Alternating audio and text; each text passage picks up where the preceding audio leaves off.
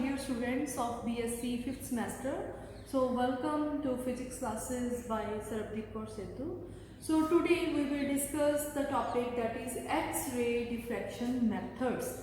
In the previous lecture we have done Lewis equations and Bragg's law for diffraction. So in this lecture we will study X-ray diffraction methods.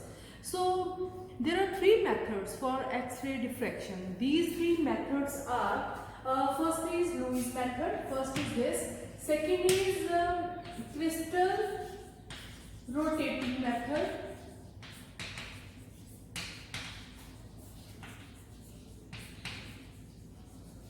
and the third method is that is powder method.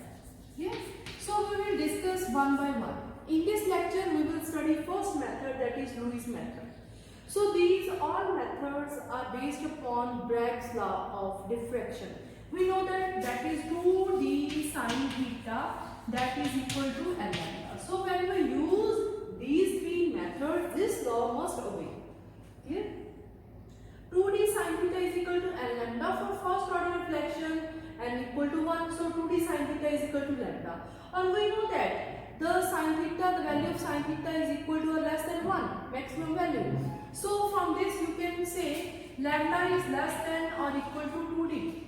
And the distance d is the interplanar distance. Interplanar distance means the distance between the planes. So d is the distance between the planes and its approximate value that is approximately equal to 3 angstrom. That is equal to 3 angstrom. If this is 3 angstrom, it means when we put the value of d in this, the lambda must be approximate equal to 6 angstrom. So lambda must be approximate equal to 6 angstrom. So the X-rays which we want to use here must have a wavelength of like this. But the X-rays having a approximate wavelength, that is the atomic dimensions of the crystal in angstrom. So this is about the value of lambda. Now from this 2d sine theta is equal to L lambda, we know that d is fixed.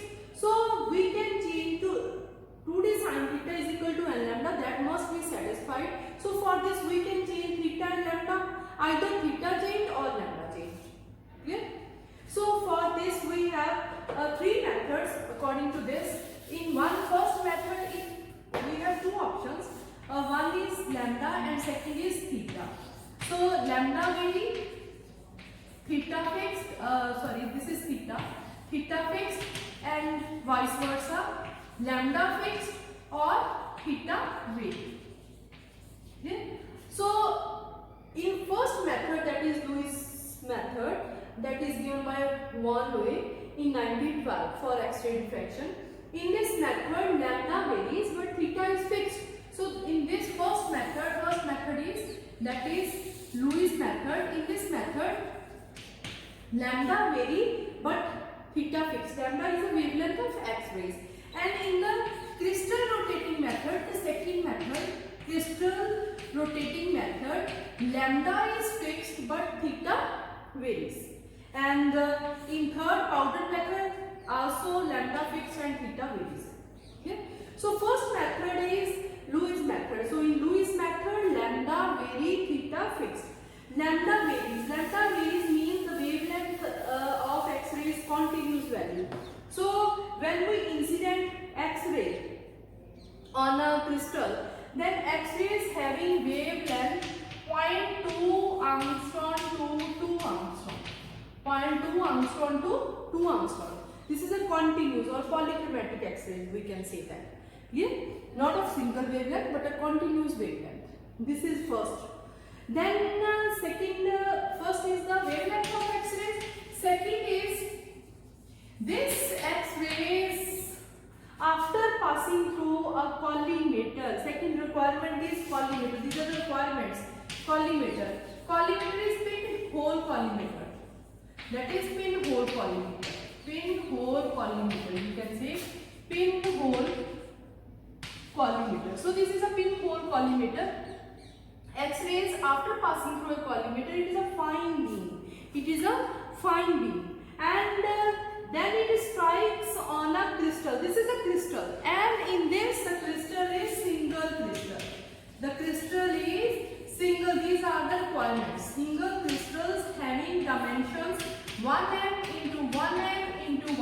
mm, not m, 1 mm means you can say 1 mm cube. Yeah? So this is a single crystal of, you can say, sodium chloride and or zinc blende. Yeah?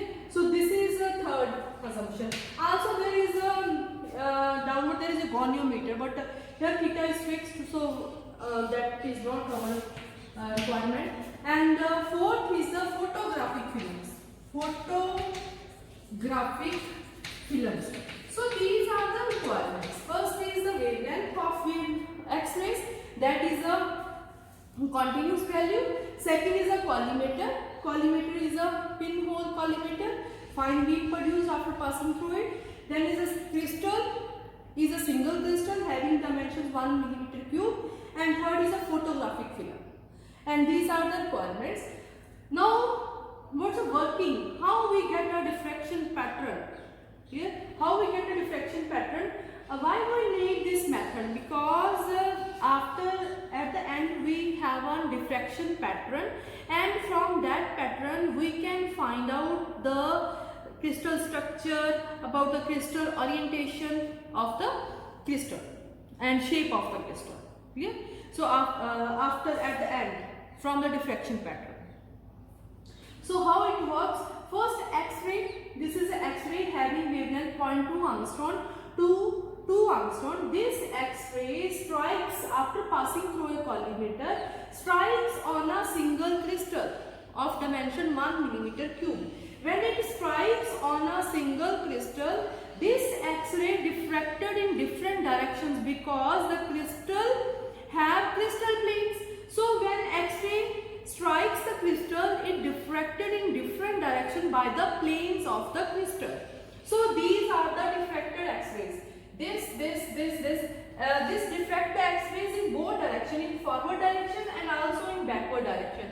Or you can say that this is a transmitted and this is a reflected X-ray beam. Or you can also say this is forward reflection, and this is a backward reflection. This is a backward reflection, or transmitted or reflected. Transmitted or reflected. Same वापस आ गई. Yes, these are where there is a backward reflection and forward reflection stored is a photographic films. So these are, one is this first and this is second. These are the photographic films of same dimensions. You can make it like this in upward direction. So these are of same dimensions. So these are photographic films. And at the photographic film there is a diffraction pattern. Diffraction pattern means there are spots. There are spots like this. This when we at the end we got these types of spots. Here these spots are called Loeys spots. Here. So the type or kind of these spots depends upon the crystal. Depend upon the crystal, the type of the crystal. If a crystal have 4-fold, 3-fold, 4-fold symmetry like this, then the diffraction pattern will be, the spots will be like this. These are the spots. If a crystal have 4-fold symmetry, then the spots are like this. Means in this, in this, in this, and in this direction. Yeah? If a 4-fold, 1, 2, 3, 4. And these spots are also like this. If the crystal is of another type, we also have the spots like this. Means here are the spots 1, 2, 3, 4, and when we join these spots, we get a diffraction pattern of like this. So this diffraction pattern of which are on photographic films depends upon this crystal. Clear? Now this is about the Loeys method. Now what are the advantages and what are the disadvantages of Loeys method? So first advantage of this Loeys method is that it is used to find out the rapid information about the orientation or symmetry of the crystal.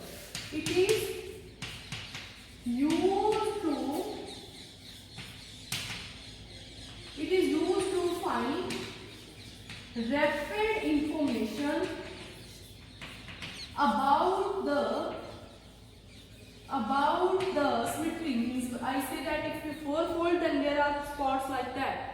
For about symmetry and or you can say orientation of the crystal. Orientation of the crystal. If we have some information about the orientation or symmetry of the X-rays of the crystal, then we can find out the shape of the crystal or shape used to find out the shape of crystal. These are the advantages of this Lewis method. Now next comes what is the disadvantage. What is the disadvantage? Disadvantage is that the crystal is here fixed. So there are missing of some orientations. Clear? So due to missing of that orientation, some spots are missing in the diffraction pattern. So due to that, it doesn't use to find out the crystal structure. Crystal structure means we can't find out A, B, C lattice parameters, alpha, beta, gamma angles. Clear? So it is not, this is the disadvantage. These are two advantages. Disadvantage is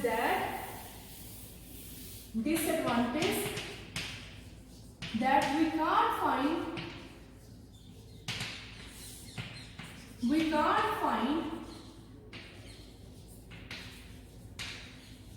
the crystal structure. So these are the disadvantages. And 2D sin theta is equal to L lambda. This is used, the wavelength should be from 0.2 to 2 angstrom. If we use large wavelength or lower wavelength, then angle theta will be very, if we use lower wavelength, theta will be so small, so we can't find out that value of theta. And if we have longer wavelength, then there is also problem to find out the some parameter of resolving the crystal. We can't resolve. If we have longer wavelength, we can't resolve the crystal. So these are the advantages, disadvantages, and why we use here 2D sin theta is equal to L lambda. D is fixed here, and so we can only vary lambda or theta. Yeah, in this because the Bragg's law must be obeyed. Yeah. So this is about Lewis method. In the next lecture we will study crystal rotating method. Thank you.